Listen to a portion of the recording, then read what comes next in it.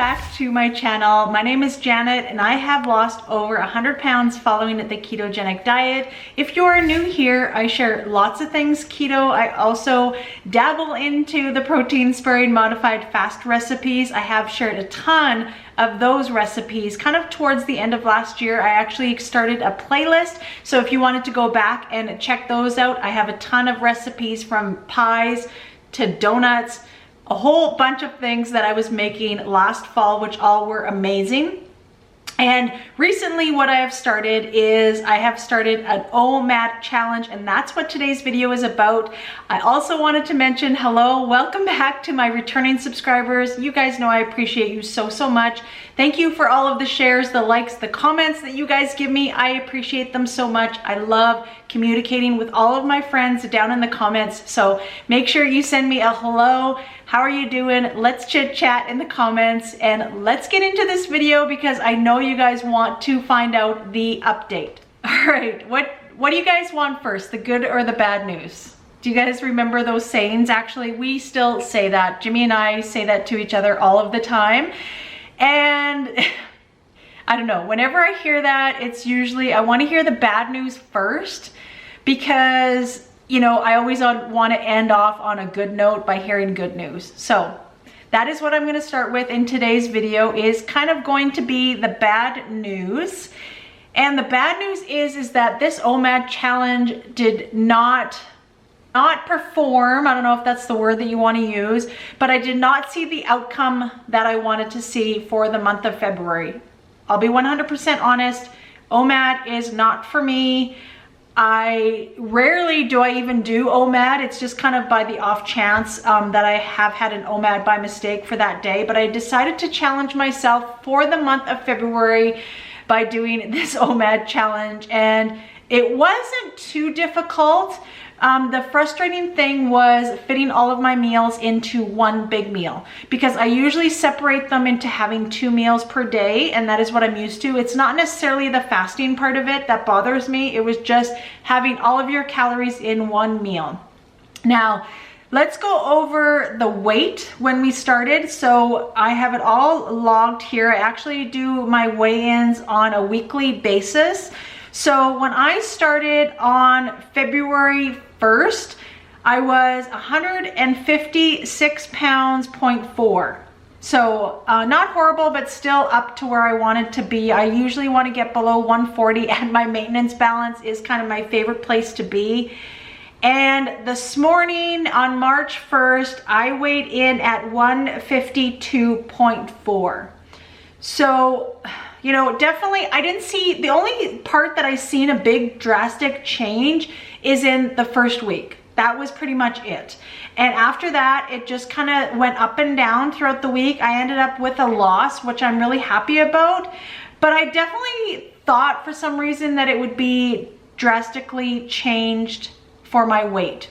And it just wasn't. It wasn't. And that was kind of disappointing. Still happy that I am down. That means I am going in the right direction, but just not, I was hoping to have like 10 pounds gone in the month. I'll be honest. That is what I was hoping for, and it did not happen. And that is probably why I think I don't like challenges a lot of the times, is because I feel, I'm not saying for everybody, but it's kind of disappointing. You know, it's kind of disappointing when you work yourself up.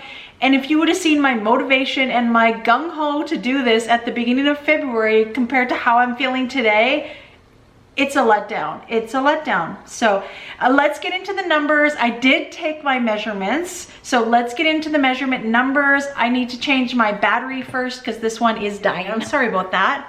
All right, let's get into the measurements. I will go over my starting one and then my March 1st one. So for my right thigh, my measurements were 22 inches. March 1st, they were 21 inches. So that was a great loss. My hips were 41 inches. March 1st, they were 41 inches, so no change there. My waist was 34 inches. And today my waist was 31 inches. So that is a drastic change. I feel like that was from a lot of bloating, to be honest. And my right arm was 13.5 inches, and March 1st it was 13 inches. So overall, I'm pretty happy with that. Not a lot of change except for my waist, but I feel like that was a lot of bloat and just kind of like inflammation, because that's where it all happens for me, is kind of in my waistline. But yeah, so that is the scoop with that for doing that month's challenge.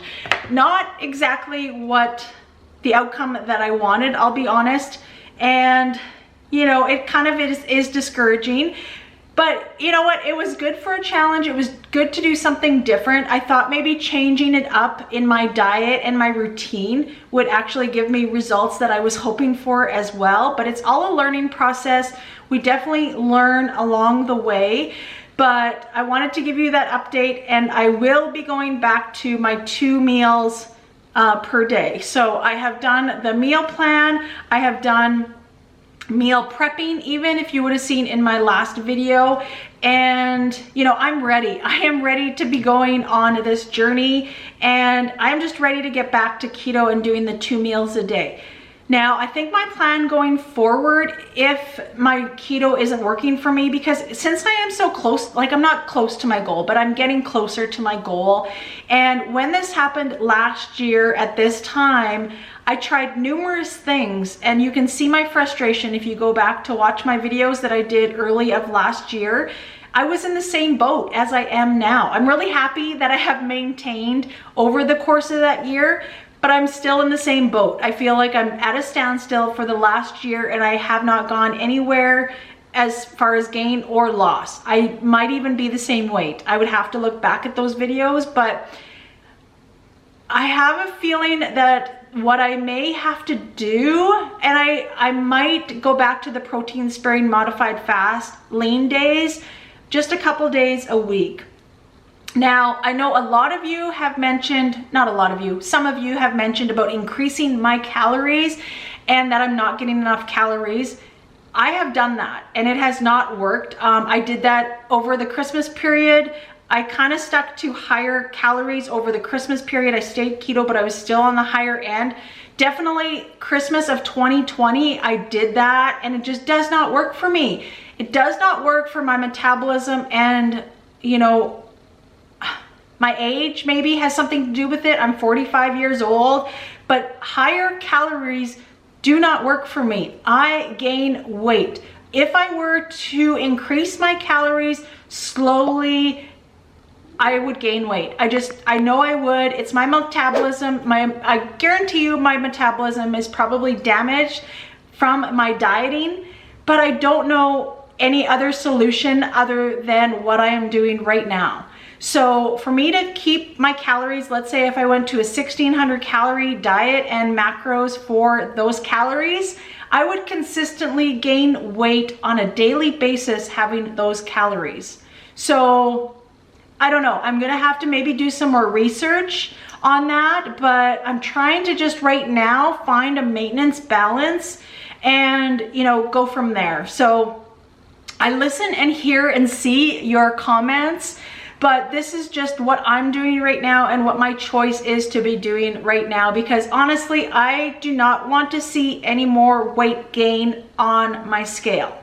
I do not. I want to get it under control, find that maintenance balance. I eventually do want to go for a body scan, but during the last 2 years, they have completely shut that down in my area. I do actually have to drive 2.5 hours to get that done. Last time I wanted to get that done, they were not doing it at that time. So maybe that is something I will look into this coming year. But for now, that is my plan. And you know, it's gonna be keto for a while. We'll see how that does. I may have to implement the protein sparing modified fast days again, which I'm totally okay with, even if I do it 2 days a week. And it's just finding that balance. This is one thing after you lose the weight that you incur. And it is definitely much harder. Don't get me wrong, losing weight is very hard. I started at 240 pounds. I have been there multiple times. It is hard. But this maintenance is, the struggle is real, you guys. The struggle is real. And I'm sure that you can see that in my videos when I am going over all of the stats, you know, and what I am going through. That is the bad news. You know, it's a little bit of good and bad news, but for myself, I was just a little bit more hopeful on more results. So it's kind of like a bad news in my books. But I also wanted to share some good news with you guys. And the good news is that I actually started another YouTube channel. Yes, I did. I started another YouTube channel. I'm gonna see where it goes from here, but I have been doing a lot of budgeting. You guys I've mentioned in a lot of my videos that I am making YouTube a business and a successful business to kind of push me through to retirement. Thankful all of you guys do such amazing support with all of my affiliation links, watching the commercials that are in my YouTube videos, liking, subscribing. It all is helping my YouTube and my small business grow. I have done a lot of things that I created as far as my website, my keto coaching, my merchandise that I sell. It all has been growing for me and I'm forever grateful. And it is helping us, Jimmy and I, get towards retirement. So let me explain. My other YouTube channel that I started is called Janet Greta Budgets. And it is exactly that. It is a strictly budgeting video. And I want to keep them totally a separate identity. So on this channel, this will probably be the only time that I mention this channel because it's a totally separate identity, and vice versa. On my budgeting channel, I do not mention my keto weight loss channel. I just want to keep them totally separate because in my mind, it is totally separate.